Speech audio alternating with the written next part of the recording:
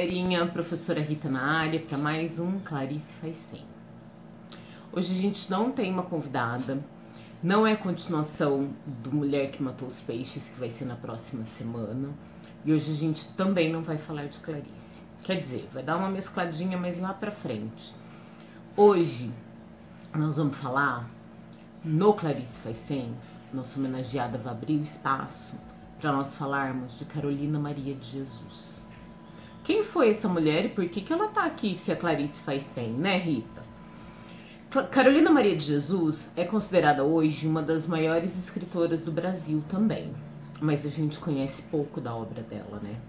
E é por isso que eu tô aqui, na Semana da Consciência Negra, para falar um pouquinho da obra, da mulher, da escritora e de por que, né, provavelmente ela tenha sofrido esse apagamento histórico. Carolina Maria de Jesus nasceu no dia 14 de março de 1914, então lá no começo do século passado também. E aí, ela nasceu em Minas Gerais, em Sacramento, e quando jovem, cansou da vida que levava, e como, né, muitos outros que nós já vimos, inclusive a própria Clarice, né, a família dela, saiu do interior, né, a Clarice lá do Nordeste, foi para o Rio. A Carolina Maria de Jesus foi para a cidade de São Paulo, numa vida de super pobreza. No começo morava na rua, catava papelão, comia lixo. E aí ela escrevia, sabe onde? Nos papéis menos sujos que ela catava. Um belo dia ela arrumou um emprego na casa de um médico famoso, então ela era faxineira dele, e ele deixava ela ler alguns livros nos momentos de folga. Então assim, ela estudou muito pouco, ela estudou 2 anos, pelo conhecimento que se tem, e tudo que ela aprendeu foi lendo. Olha só a importância da leitura, hein? E começou a escrever. Então ela escrevia nesses papéis sujos, né, um homem amontoado. Só que ela engravidou e foi despedida.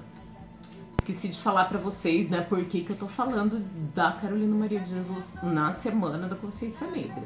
Mas é meio óbvio que ela é uma mulher negra no começo do século XX no nosso país.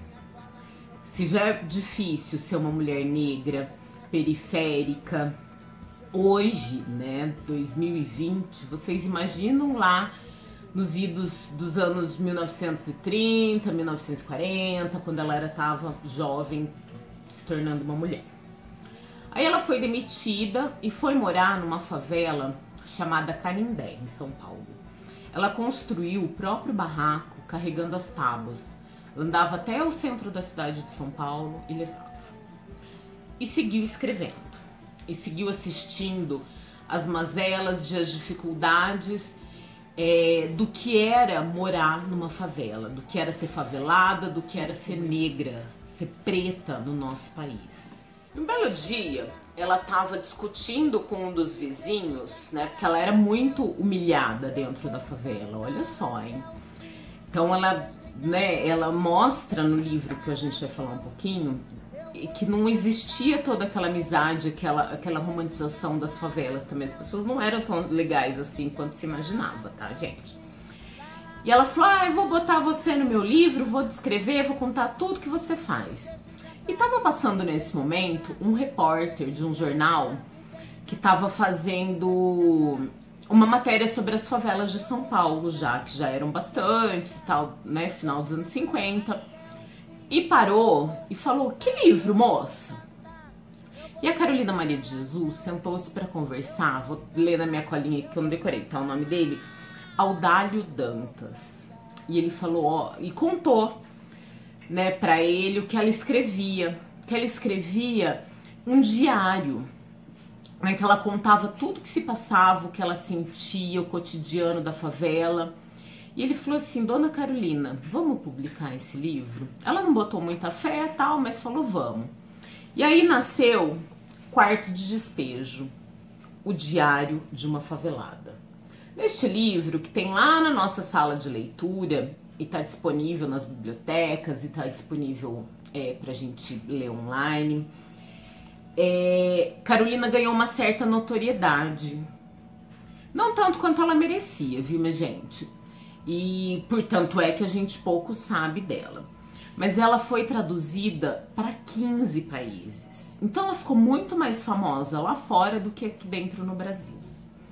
E aí a Carolina ganhou um certo dinheiro. Olha só, mas eu quero ressaltar isso porque é muito importante a gente ver a condição dela até nesse ponto. Mas não o tanto que ela deveria ter ganho. Por quê? O Audálio ficou com tanto e a editora ficava com outro tanto e repassavam para ela uma porcentagem muito pequena. Mas com o sucesso tal do livro, ela conseguiu ir morar num bairro melhor, um bairro chamado Santana, lá mesmo na cidade de São Paulo. E chegando lá, por quê? Porque o povo da favela falou: agora você tem dinheiro, não cabe mais aqui, sai daqui, sua preta com dinheiro. Então ela continuou sofrendo humilhações e sofrendo preconceito. Então assim, ela primeiro sofreu preconceito porque era preta sozinha, pobre. Aí ela ganhou um dinheiro, mesmo na favela, ela continuou sofrendo preconceito porque ela ganhou dinheiro e tava lá. Aí ela se mudou, só que chegou no bairro, né, de classe um pouquinho melhor, ela continuou sendo achincalhada. Por quê? Porque ela seguia sendo preta, mãe solteira. Solteira não, né? Mãe solo. Muito importante a gente falar isso também. Tem uma diferença, né? Que ser solteiro não é uma questão, mas mãe solo. Ela não, os pais dela, os filhos dela não tinham pais. E porque, obviamente, não assumiam. E assim, e a Carolina, ela era uma mulher muito livre também, pelo que conta a obra dela, pelo que eu fui estudar. Então ela não queria muito se prender. Então ela assumiu essa condição de mãe solo e morando lá, né, em Santana, ela também continuou sofrendo preconceito.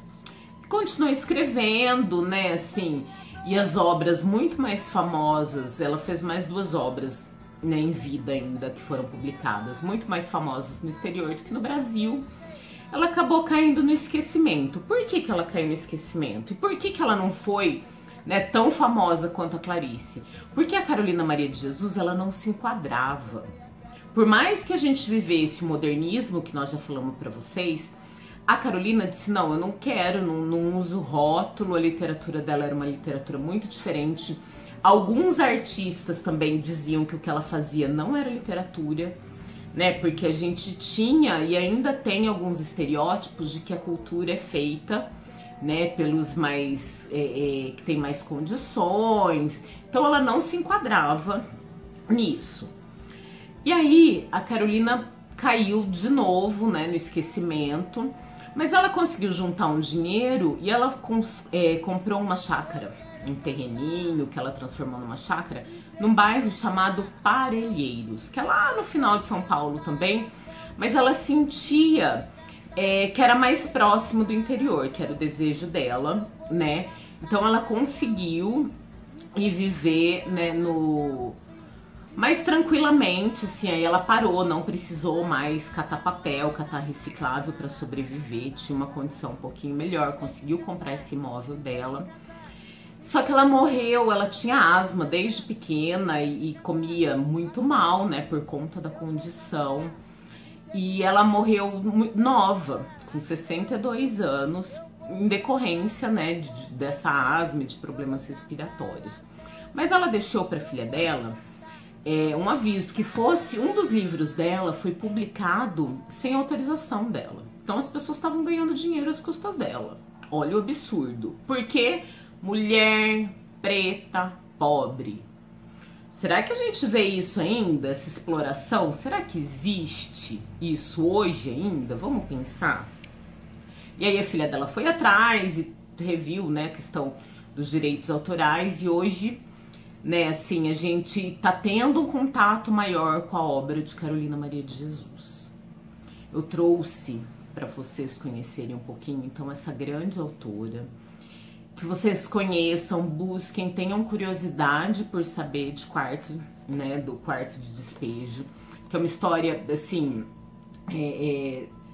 São os dias da vida mesmo dela, retratados com muita força, né, com muito sofrimento. Eu vou deixar para vocês no finalzinho umas frases que ela dizia, que tem no livro, para vocês verem o quanto essa mulher sofreu. E por que nós estamos abrindo o espaço da Clarice, né? Pra gente lembrar da importância de se pensar o antirracismo, né? De ver o quanto esse povo preto, esse povo negro, ainda carrega as consequências de ter sido escravizado, né? Ainda carrega o preconceito, ainda carrega, né? Muita gente ainda usa, né, esse racismo para justificar algumas coisas. E a gente vê o talento da Carolina Maria de Jesus tendo ficado de lado por conta, né, de ser uma mulher negra e de ter ficado tão esquecida por tanto tempo. Hoje é dia da gente exaltar Carolina Maria de Jesus. Ah, só quero terminar, né, pra gente não se prolongar muito. Ela teve um encontro com a Clarice, um único encontro, que foi retratado por um outro escritor. Ele escrevia numa revista antiga chamada Manchete. O nome dele é Paulo Mendes Campos, também um escritor. No lançamento do Quarto de Despejo. E elas trocaram algumas frases, né? Eu vou ler para vocês. A Clarice pegou o livro, vou deixar a foto do encontro delas para vocês, que tem também. E a Carolina escreveu uma dedicatória. A ilustrada e culta escritora Clarice Lispector, desejo felicidades na vida. Ah, muito obrigada, gostei da dedicatória, disse Clarice para Carolina. Botei felicidades porque é isso que importa pra gente, não é? Foi o diálogo delas. Depois disso, elas tiraram uma fotografia e a Carolina disse para Clarice: "Estive olhando o seu livro, como você escreve elegante?" E a Clarice disse para Carolina: "E como você escreve verdadeiro, verdades, Carolina." Então, assim, para terminar, né, eram duas grandes escritoras. A gente abriu o espaço da Clarice hoje para mostrar essa mulher, essa escritora maravilhosa que foi Carolina Maria de Jesus. Salve Carolina Maria de Jesus. Até o próximo vídeo. Semana que vem tem professora Silmara terminando de ler Mulher que Matou os Peixes. Pensem nisso, pensem sobre antirracismo, ser antirracista. Vamos pensar na Semana da Consciência Negra, não só até o 20 de novembro, mas em todos os nossos atos. Tudo bem? Beijo carinhoso, abraço saudoso, até o próximo.